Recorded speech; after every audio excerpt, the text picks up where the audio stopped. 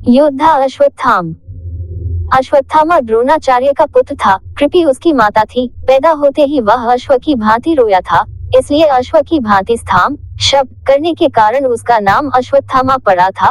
वह बहुत ही क्रूर और दुष्ट बुद्धि वाला था, तभी पिता का उसके प्रति अधिक स्नेह नहीं था। धर्म और न्याय के प्रति उसके हृदय में सभी प्रेरणा नहीं होती थी और न वह किसी प्रकार का आतताईपन करने में हिचकता था। उसका बचपन बड़ी ही कठिनाइयों के बीता था। उसके पैदा होने के समय द्रोणाचार्य बहुत निर्धन थे। उनके पास अपनी पत्नी और बालक के पालन पोषण के लिए भी पर्याप्त धन नहीं था। दूध के लिए एक गाय तक नहीं थी। एक दिन अश्वत्थामा बहुत भूखा था। उसने अपनी माँ कृपि से दूध मांगा। कृपि बालक की हट देखकर दुखी होने लगी और वह उसको किसी तरह से बहलाने पुचकारने लगी, लेकिन अश्वत्थामा हट पकड़ गया। अंत में कृपि ने चावल धोकर सफेद पानी बालक को पीने के लिए दे दिया। अश्वत्थामा ये जानता ही नहीं था कि दूध और पानी में क्या अंतर होता है। उसने दूध समझकर उसको पिया और उसमें से कुछ को बचाकर वह ऋषि पुत्रों को दिखाने के लिए गया। ऋषि पुत्रों ने चावल के पानी को पहचानकर अश्वत्थामा का उपहास करना आरंभ कर दिया। तब अश्वत्थामा को पता लगा कि माता ने उसे अन्य वस्तु देकर बहका दिया था। वह जाकर कृपि की गोद में रोने लगा। कैसी असह्य वेदना हुई होगी कृपि को उस समय, जबकि उसने निर्धनता के कारण अपने पुत्र से ही छल किया था। बाल्यावस्था के पश्चात यौवनावस्था तो अश्वत्थामा की पूर्ण वैभव के बीच कटी थी। द्रोणाचार्य को द्रुपद का आधा राज्य मिल गया था। फिर वे पांडवों और कौरवों के गुरु हो गए थे, जिससे उनको अपार द्रव्य मिलता था। अश्वत्थामा ने एक बार कहा भी था कि मुझे किसी वस्तु का अभाव नहीं है। धन धान्य राज्य संपत्ति सभी कुछ मेरे पास है। इसके पश्चात तो अश्वत्थामा का सम्मान बढ़ता ही चला गया, लेकिन महाभारत युद्ध के पश्चात फिर उसको दैव का अभिशाप सहना पड़ा।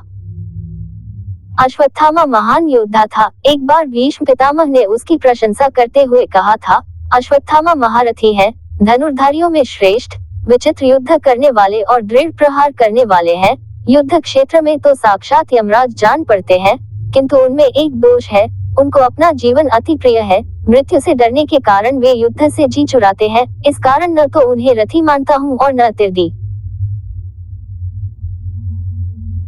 भीष्म पितामह ने अश्वत्थामा की ठीक ही प्रशंसा की है। सचमुच वह इतना ही शूरवीर था, लेकिन मृत्यु से डरने वाला कहकर भीष्म ने उसके चरित्र पर धब्बा लगाया है, जबकि वह इतना डरपोक भी नहीं था जो मृत्यु से डरता हो।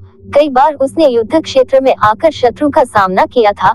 एक बार कर्ण पर ही रुष्ट होकर वह अपनी जान की परवाह न करते हुए तलवार लेकर टूट पड़ा था। एक समय की बात है, कौरवों ने विराट की नगरी पर आक्रमण करने का विचार किया। उस समय बहुत से अपशकुन होने लगे, जिन्हें देखकर द्रोणाचार्य ने कहा, इस समय हमें युद्ध करने के लिए नहीं जाना चाहिए, क्योंकि लगता है हम अर्जुन को पराजित नहीं कर पाएंगे। अर्जुन की यह प्रशंसा द्रोणाचार्य के मुंह से सुनकर कर्ण के हृदय में आग सी लग गई। जब उसे यह नहीं सहा गया तो उसने द्रोणाचार्य से कटु बातें कहना आरंभ किया और साथ में वह अपनी वीरता का दम भी भरने लगा। इस समय अश्वत्थामा ने बिगड़कर सभी कौरवों तथा कर्ण से कहा, निर्दय दुर्योधन के सिवा कौन क्षत्रिय कपट के जुए से राज्य पाकर संतुष्ट हो सकता है? बहेलिये की तरह धोखेबाजी से धन वैभव प्राप्त करके कौन अपनी बड़ाई चाहेगा? क्या तुमने जिन पांडवों का सर्वस्व छीन लिया है, उनको कभी आमने सामने युद्ध में हराया भी है? किस युद्ध में पांडवों को परास्त करके तुम द्रौपदी को सभा में घसीट लाए थे? कर्ण, तुम आज अपनी वीरता का दम भरते हो। मैं कहता हूँ, अर्जुन बल और पराक्रम में तुमसे कहीं अधिक श्रेष्ठ है। इसके पश्चात फिर वह दुर्योधन की ओर मुड़कर कहने लगा, तुमने जिस प्रकार जुआ खेला, जिस प्रकार द्रौपदी को सभा में घसीट कर लाए और जिस प्रकार इंद्रप्रस्थ का राज्य तुमने हड़प लिया, उसी प्रकार अब अर्जुन का सामना करो। क्षत्रिय धर्म में निपुण चतुर जुआरी तुम्हारा मामा भी आकर अपना पराक्रम दिखाए। कोई भी तुम में से जाकर उस पराक्रमी अर्जुन से मुकाबला करे, मैं उसे युद्ध नहीं करूंगा। हाँ, विराट अगर युद्धस्थल में आए तो उसका सामना मैं अवश्य करूंगा। अश्वत्थामा की बातें सुनकर सभी लोग चुप हो गए। ऐसा साहसी और निर्भीक था अश्वत्थामा।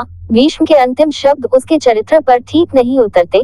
पता नहीं किस अवसर पर भीष्म ने इस प्रकार का निर्णय किया था। एक बार फिर अश्वत्थामा की कर्ण से कहा सुनी हो गई थी। जब द्रोणाचार्य कौरवों की सेना के सेनापति थे, तब पांडवों की सेना का वेग देखकर दुर्योधन ने कर्ण से कहा था, वीरवर कर्ण, तुम मेरे मित्र हो। देखो कौरव सेना का किस बुरी तरह से पांडव संहार कर रहे हैं। यही मित्रता का परिचय देने का उचित अवसर है। कुछ करके दिखाओ। दुर्योधन की बातें सुनकर कर्ण अपने पराक्रम की डींग हाँकने लगा। वह कहने लगा, अर्जुन मेरे सामने आकर क्या युद्ध करेगा? उसको तो मैं क्षण भर में परास्त कर सकता हूँ। उसकी क्या सामर्थ्य कि मेरे तीक्ष्ण बाणों का सामना कर पाए? मैं उसको युद्धस्थल में धराशायी करके अपनी सच्ची मित्रता का परिचय दूंगा।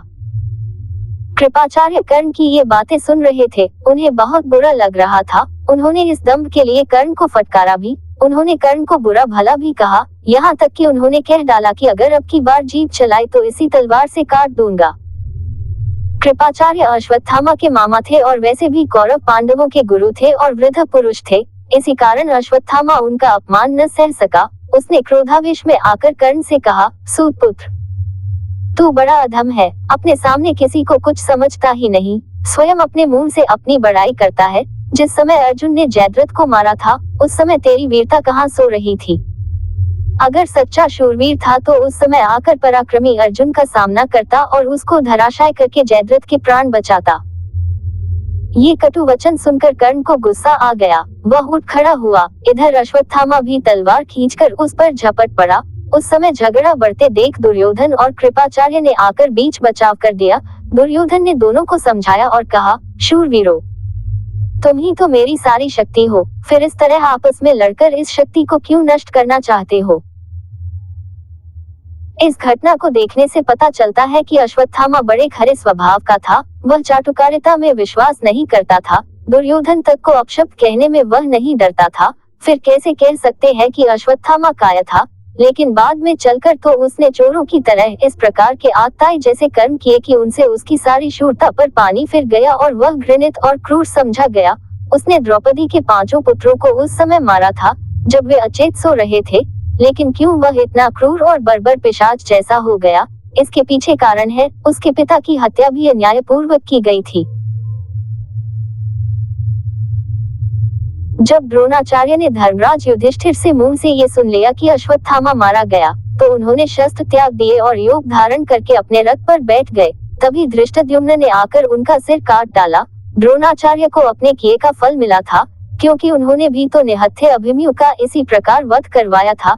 लेकिन जब अश्वत्थामा को पिता के इस प्रकार अन्यायपूर्ण वध की बात मालूम हुई तो उसको बड़ा दुख हुआ और उसने क्रोध में जलकर पांडवों और पांचालों को नष्ट कर डालने की प्रतिज्ञा कर डाली। दुर्योधन ने उसे और भी इसके लिए उत्तेजित किया। अश्वत्थामा को युधिष्ठिर पर भी बड़ा क्रोध आ रहा था, क्योंकि वह उस व्यक्ति से कभी भी ऐसे झूठ की आशा नहीं करता था।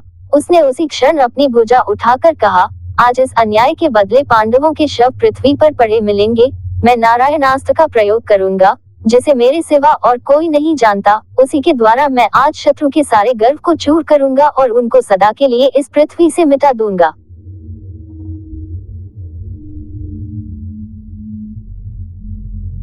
दूसरे दिन अश्वत्थामा ने उसी नारायणास्त्र का प्रयोग कर दिया। पांडवों की सेना में उसके कारण हाहाकार मच उठा। असंख्य वीर योद्धा क्षत होकर पृथ्वी पर गिर पड़े। उस अस्त्र को रोकने की किसी में भी सामर्थ्य नहीं थी। इधर पांडवों के बीच द्रोणाचार्य की मृत्यु पर आपसी विवाद उठ खड़ा हुआ था। इस प्रकार अन्यायपूर्वक गुरु का मारा जाना अर्जुन और सात्यकी को अच्छा नहीं लगा। वे दोनों धृष्टद्युम्न को बुरा कहने लगे। गुरु की मृत्यु का उन्हें बड़ा शोक हुआ। यहाँ तक कि सात्यकी तो गदा तानकर धृष्टद्युम्न को मारने के लिए आगे बढ़ आया।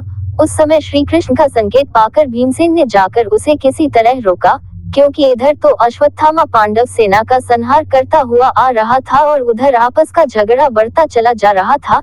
इस सबसे सर्वनाश की आशंका थी। गुरु की हत्या के लिए किसी ने तो स्वयं युधिष्ठिर तक को दोषी ठहराया।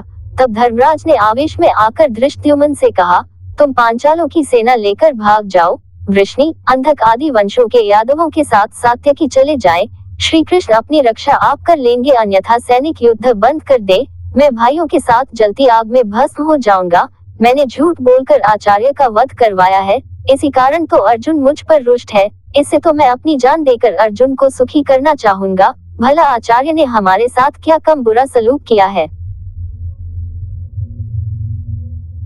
अनेक महारथियों ने अकेले अभिमन्यु को निहत्था करके आचार्य के सामने ही मार डाला था। द्रौपदी की दुर्गति भी इन्हीं के सामने हुई थी। दुर्योधन के थक जाने पर आचार्य ने ही उसे अभेद्य कवच बांधकर हम लोगों पर आक्रमण करने भेजा था। जयद्रथ की रक्षा करने में उन्होंने क्या कुछ नहीं उठा रखा था। मेरी विजय के लिए प्रयत्न करने वाले सत्यजित आदि पांचालों और उनके भाई बंधुओं के प्राण आचार्य ने ही ब्रह्मास्त्र चलाकर लिए थे। कौरवों ने जब हमें अधर्मपूर्वक बाहर निकाल किया था, तब भी आचार्य ने हमें सामना करने से रोका था। भला आचार्य ने हमारा कौन सा उपकार किया? युधिष्ठिर के आवेश को देखकर सभी योद्धा एक साथ थम से गए। ठीक ही कहा था धर्मराज ने, क्योंकि द्रोणाचार्य यद्यपि थे तो गुरु, लेकिन कुटिलता और क्रूरता उनमें भी थी, पक्षपात भी उनके अंदर था। युधिष्ठिर के आवेश में समय बीतता रहा और अश्वत्थामा द्वारा छोड़ा हुआ नारायणास्त्र और भी अधिक प्रचंड होता गया। तब श्री कृष्ण ने सभी सैनिकों को युद्ध करने से रोककर कहा, वीरों, यह नारायणास्त्र अति प्रचंड है, इसका सामना कोई नहीं कर पाएगा, अतः तुम सभी शस्त्रास्त्र रखकर अपने वाहनों से उतर पड़ो। पृथ्वी पर लेट जाने से तुम इस प्रचंड अस्त्र की मार से अपने आप को बचा सकोगे। यदि कोई वीरता का दंभ भरकर इस अस्त्र का सामना करने का प्रयत्न करेगा, तो यह और भी अधिक प्रबल हो जाएगा। श्री कृष्ण की बात मानकर सभी योद्धा अपने अपने वाहनों से उतरकर पृथ्वी पर लेट गए, लेकिन भीमसेन के मस्तिष्क में श्री कृष्ण की बात नहीं बैठी। वह फिर भी अपनी वीरता बखानता हुआ बोला, मैं बाण चलाकर, गदा मारकर इस अस्त्र को विफर कर दूंगा, भयभीत होने की कोई आवश्यकता नहीं है, आज मैं अपना पराक्रम दिखाऊंगा। उसने अर्जुन से भी गांडीव उठाने के लिए कहा, लेकिन अर्जुन ने कह दिया कि वह गौ, ब्राह्मण और नारायणास्त्र के विरुद्ध गांडीव का कभी प्रयोग नहीं करेगा।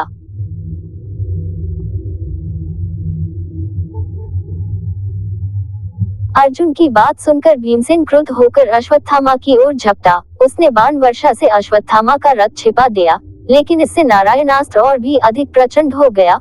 उस समय अर्जुन और श्री कृष्ण ने आकर भीमसेन के हाथ से अस्त्र छीने और उसको रथ से उतार लिया। इसके पश्चात नारायणास्त्र शांत हुआ और इस तरह पांडवों का सर्वनाश होते होते बच गया। नारायणास्त्र के शांत हो जाने पर दुर्योधन ने फिर अश्वत्थामा से उसी अस्त्र के प्रयोग के लिए कहा था, लेकिन अश्वत्थामा ने दोबारा उसे नहीं चलाया। उसके बाद उसने पांडव सेना से भीषण युद्ध किया और उस बीच उसने अमोघ आग्नेयास्त्र का प्रयोग किया। उसका विचार अर्जुन और कृष्ण सहित सारी पांडव सेना को नष्ट कर देने का था, लेकिन अर्जुन ने शीघ्र ही ब्रह्मास्त्र का प्रयोग करके उस अस्त्र को शांत कर दिया, किंतु फिर भी क्षण भर में ही आग्नेयास्त्र पांडवों की एक अक्षौहिणी सेना को तो भस्म कर गया। जब अश्वत्थामा का कुछ भी वश नहीं चला तो वह निराश होकर युद्ध भूमि से लौट पड़ा और धनुर्विद्या की निंदा करने लगा। रास्ते में उसे महर्षि व्यास मिले। उन्होंने उसे बहुत समझाया और कहा, नादान, अर्जुन और श्री कृष्ण को मारने की सामर्थ्य किसमें है, जो तू व्यर्थ अपनी निष्फलता पर इतना खेद करता है। व्यास जी के समझाने से अश्वत्थामा के हृदय का संताप मिट गया।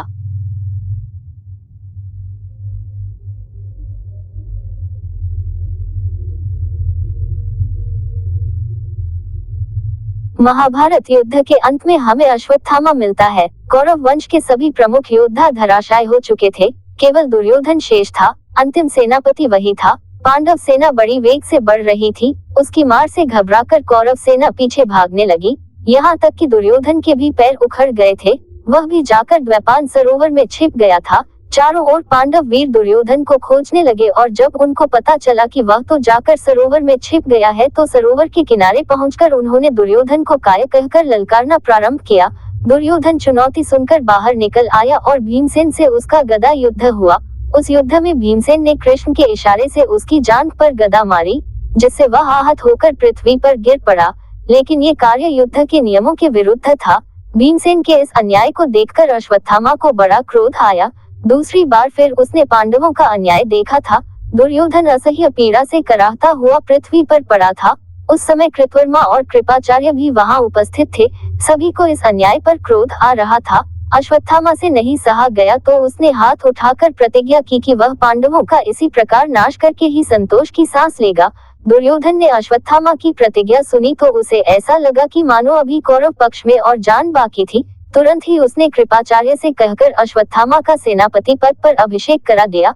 अश्वत्थामा ने इस उत्तरदायित्व को संभाल तो लिया, लेकिन अब सेना भी तो नहीं बची थी, इसलिए अपना वचन पूरा करने के लिए उसे अपनी शक्ति का ही भरोसा था।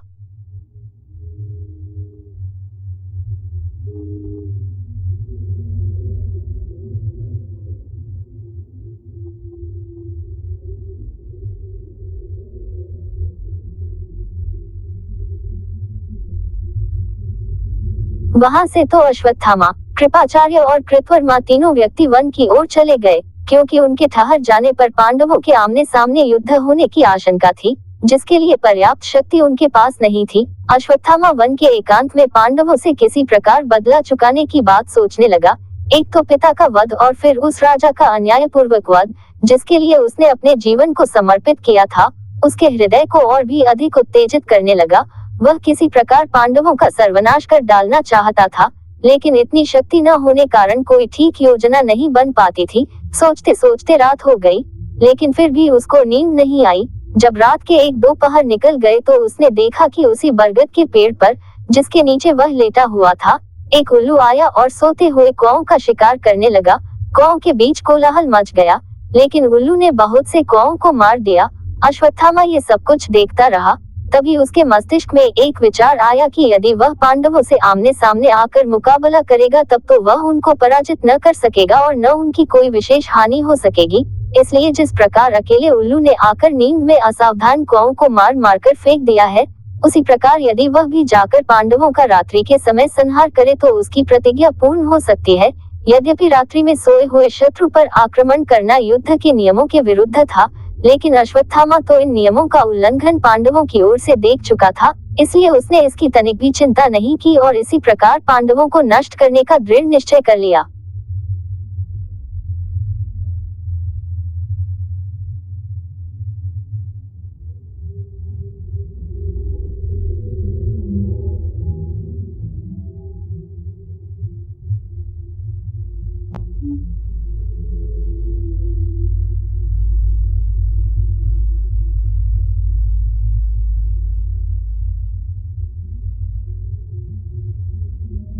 प्रातःकाल उसने कृपाचार्य और कृतवर्मा को अपनी ये योजना बताई, लेकिन उन दोनों ने इसका विरोध किया। कृपाचार्य धर्म और नीति की बातें करने लगे। इस पर अश्वत्थामा को क्रोध आ गया और वह दोनों को बुरा भला कहने लगा। अंत में दोनों को उसकी बात माननी पड़ी। तीनों अपने विचारों में पूरी तरह दृढ़ होकर पांडवों के शिविर के पास आए। अश्वत्थामा एकाएक सोती हुई पांडव सेना पर टूट पड़ा। अनेक को उसने अपनी तलवार से मौत के घाट उतार दिया और जो घबराकर बाहर भागते थे उनको कृपाचार्य और कृतवर्मा मार डालते थे। इस प्रकार तीनों ने मिलकर बाहर और भीतर असंख्य योद्धाओं को मार डाला और इसके पश्चात शिविर में आग लगा दी, जिससे चारों ओर हाहाकार मच उठा। किसी प्रकार अश्वत्थामा ने अपने बाप के हत्यारे धृष्टद्युम्न को भी खोज लिया और उसका गला घोंटकर मार डाला। द्रौपदी के 5 पुत्रों को भी उसने उसी समय मार डाला। अश्वत्थामा का क्रोध उस समय इतना प्रचंड हो उठा था कि न्याय, दया, धर्म आदि तो उसकी दृष्टि से मानो पूरी तरह ओझल हो चुके थे।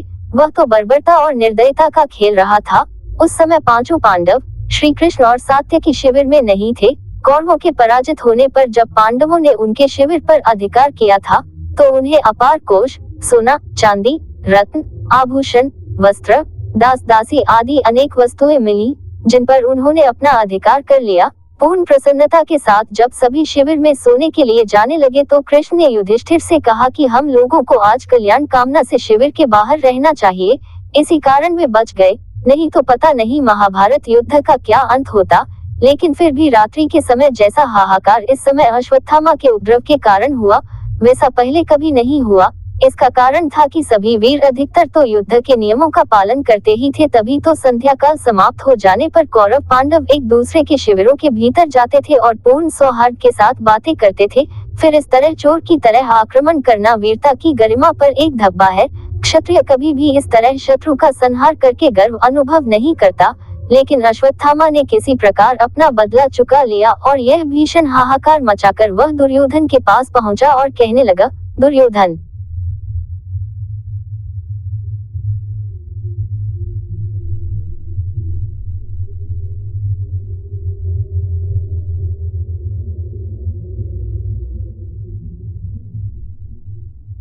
मैंने तुम्हारे प्रति किए अन्याय का बदला पांडवों से चुका लिया है। मैंने उनके शिविर में आग लगाकर उनका सर्वनाश कर डाला है। 5 पांडव, श्री कृष्ण और सात्यकी तो अवश्य बच रहे हैं, क्योंकि वे शिविर में नहीं थे। बाकी सभी को मैंने यमलोक पहुंचा दिया है।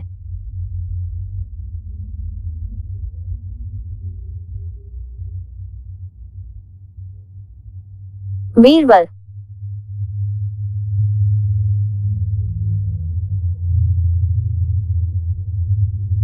आप संतोष धारण करो, मनुष्य तो क्या, पशु और पक्षियों तक को मैंने शिविर में मार डाला है। पांडव अपनी विजय पर खुशियां मना रहे होंगे, लेकिन जब इस सर्वनाश की बात सुनेंगे तो वे अपनी सारी खुशी भूल जाएंगे।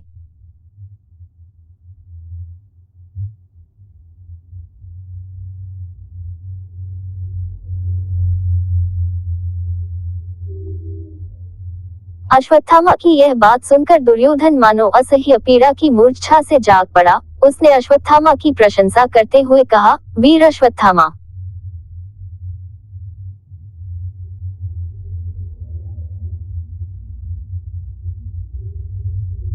आज तुमने मेरी आत्मा को संतुष्ट किया है। तुमने वह काम किया है जिसे तुम्हारे पिता द्रोण, भीष्म पितामह, कर्ण आदि कोई भी महारथी नहीं कर पाए। पापी धृष्टद्युम्न को तुमने मार डाला। ये सुनकर तो मेरी छाती ठंडी पड़ गई है, क्योंकि उसी पापी ने गुरुदेव की अन्यायपूर्वक हत्या की थी। फिर उसके साथ शिखंडी को भी मारकर तुमने बड़ा ही श्रेष्ठ कार्य किया है, क्योंकि उसी को सामने करके तो अर्जुन ने पितामह को गिराया था। सच, मुझे अब अपनी पराजय पर तनिक भी खेद नहीं है। मैं पूर्ण सुखी होकर स्वर्गलोक को जाता हूँ। वीरवार, वहीं हम सभी मिलेंगे।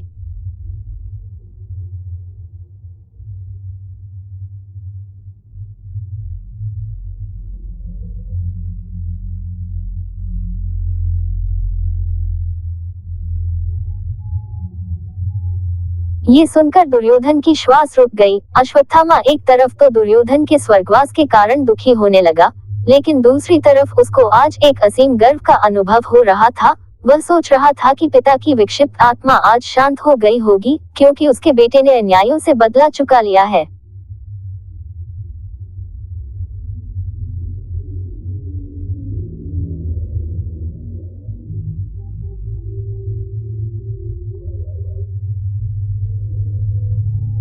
इधर द्रौपदी अपने पांचों पुत्रों के शवों को देखकर दुख के कारण पागल सी हो उठी। उसकी गोद एक रात में सूनी हो गई थी। कहाँ तो संध्या काल में दुर्योधन के धराशायी होने पर उसको अपनी विजय का गर्व हो रहा था, और कहाँ तक आत्ताय आकर उसकी सारी प्रसन्नता को कुचलकर सदा के लिए नष्ट कर गया। वह करुण क्रंदन करती हुई युधिष्ठिर के सामने आकर गिर पड़ी। इसी समय भीमसेन ने उसे संभाल लिया। द्रौपदी ने उसी बीच उठकर कहा कि जब तक मेरे लालों का हत्यारा वह पापी और दुराचारी अश्वत्थामा नहीं मारा जाएगा, तब मैं अन्न जल ग्रहण नहीं करूंगी। उस अन्यायी के माथे में एक महामणि है, जब तक कोई उसे लाकर मुझे नहीं दे देगा, तब तक मुझे ये विश्वास नहीं हो पाएगा कि वह दुष्ट मारा गया।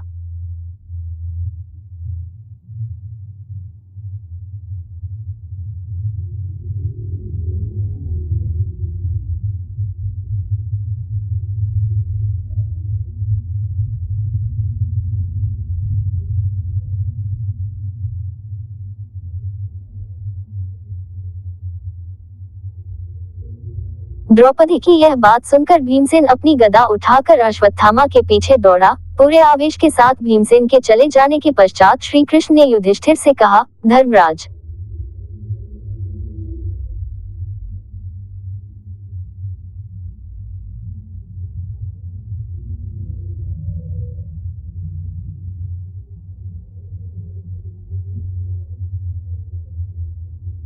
भीमसेन की रक्षा का उपाय करना चाहिए, क्योंकि अश्वत्थामा के पास ब्रह्मशिर अस्त्र है, जिससे क्षण भर में सारा भूमंडल नष्ट हो सकता है। गुरु द्रोणाचार्य ने ये अस्त्र अपने प्रिय शिष्य अर्जुन को ही दिया था, लेकिन जब अश्वत्थामा को इसका पता चला तो वह दुखी होकर पिता से उसको भी उस अस्त्र को सिखाने के लिए कहने लगा। द्रोणाचार्य को अपने पुत्र पर विश्वास नहीं था, क्योंकि वे जानते थे कि ये क्रूर प्रवृत्ति वाला अश्वत्थामा कहीं भी अस्त्र का दुरुपयोग कर सकता है।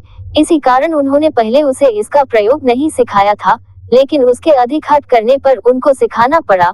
फिर भी उन्होंने उससे वचन लिया था कि वह इसका दुरुपयोग नहीं करेगा, विशेष संकट पड़ने पर ही वह इसका प्रयोग करेगा। अश्वत्थामा ने वचन देकर वह अस्त्र सीख लिया। अब उसी का सबसे बड़ा भय है, क्योंकि अश्वत्थामा को उचित और अनुचित का तो अधिक विचार है नहीं। हो सकता है वह आवेश में आकर ब्रह्मशिर अस्त्र का प्रयोग कर बैठे तो सर्वनाश हो जाएगा। मैं आपको उसकी कुटिलता की बात बताता हूँ। एक बार वह द्वारका आकर मुझसे कहने लगा, पिताजी ने महर्षि अगस्त्य से जो ब्रह्मशिर अस्त्र प्राप्त किया है, उसे मैंने सीख लिया है। उसको मुझसे लेकर बदले में मुझे अपना सुदर्शन चक्र दे दो।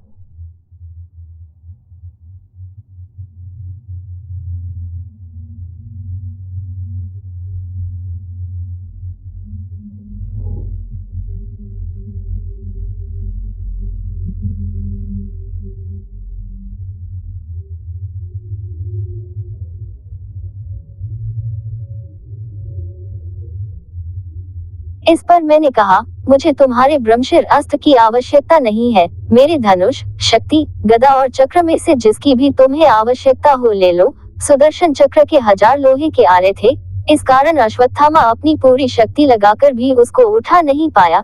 इससे वह पूरी तरह उदास होकर द्वारका से चला गया। स्वभाव से वह बड़ा क्रूर और निर्दयी है और धर्म तथा न्याय की भावनाओं का उसके हृदय में तनिक भी स्थान नहीं है। इसलिए मैं कहता हूँ कि भीमसेन की इस परिस्थिति में रक्षा करना आवश्यक है। श्री कृष्ण की बात युधिष्ठिर और अर्जुन ने मान ली और वे दोनों ही उनके साथ रथों पर आरूढ़ होकर चले। उन्होंने जाकर भीम को लौटाना चाहा, लेकिन भीम तो पवन के वेग से बढ़ रहा था। वह बढ़ता हुआ गंगा के किनारे पहुंच गया।